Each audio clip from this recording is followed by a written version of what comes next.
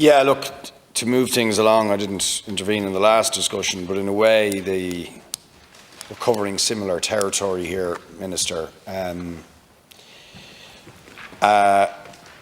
this particular amendment, we're suggesting that you, rather than introduce a renter's tax credit of €500, you look at whether it would not be more effective to deal with the crisis of unaffordable rents by examining a serious system of rent controls that seek to make rents affordable. And I would say that, it is self-evident that a €500 tax credit, which only some renters will be able to get, not all renters, but only some, is just piddling. It's a fairly pathetic drop in the ocean compared to the situation that renters are facing.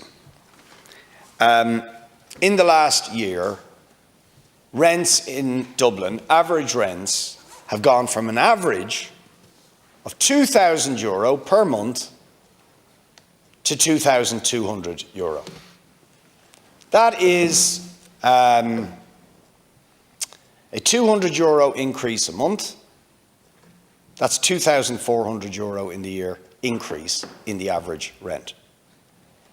In my own area, Dunleary, average rents last year were €2,200.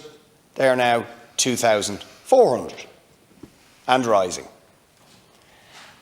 So against that background, to offer people a €500 tax credit is kind of worse than a joke. Because those levels of rents are utterly, utterly unsustainable. I mean, totally unsustainable. €24,000 in after-tax income required last year on average to pay the average rent, now up to €26,000. I mean, that is just insanity. It's not sustainable. And the €500 tax credit just goes straight into the landlord's pocket, and it doesn't leave the renter in any better position whatsoever. Not whatsoever. And I mean, I do think, as I did a committee stage, I do want to humanise this. I had a number of people in here today for leaders' questions, from Tahney House, from Rathmines Road, from St Helens Court, all facing mass evictions from multi-unit complexes at the hands of landlords, and then individuals also who are facing eviction, and all of them just in this dire situation, all of them working families, people with jobs, but they just can't afford this. So they're in a hopeless situation because they're being evicted on grounds of sale, which you allow. They can't afford those rents. And I'm talking about people with reasonable jobs. I'll give you one example of the couple, Jacqueline and her husband. He works in the ESB, being evicted from the house they've lived in since for 55 years.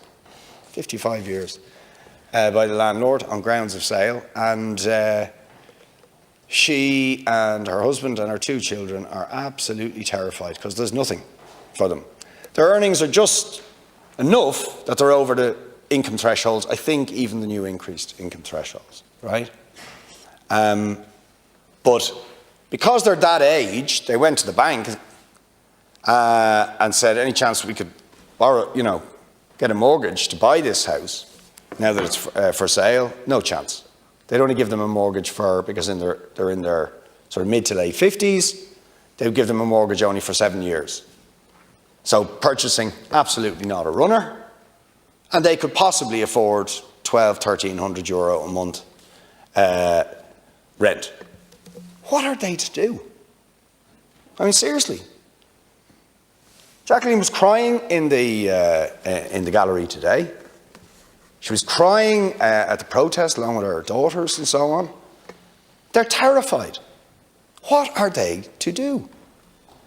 Now, if you can give me an answer, I'd be happy. If I can give an answer to Jacqueline and the other families as to what they're to do to avoid, as she, and this is the vision she has, I am going to be sitting in a car with my family on the side of the road at Christmas because I have nowhere to go. Currently, she's not even entitled to emergency accommodation if she's made homeless. She's over the threshold. So what do we do? Well, one thing we could do is reduce the rents. Bring the rents down to affordable levels. What is the point of having, even if you increase the supply, as you often say, what is the point of places being rented out at those rents? All that stuff that's being built at the moment is going to be rented out at these rents. What is the point of building stuff for that? Who can afford it? Nobody can afford it.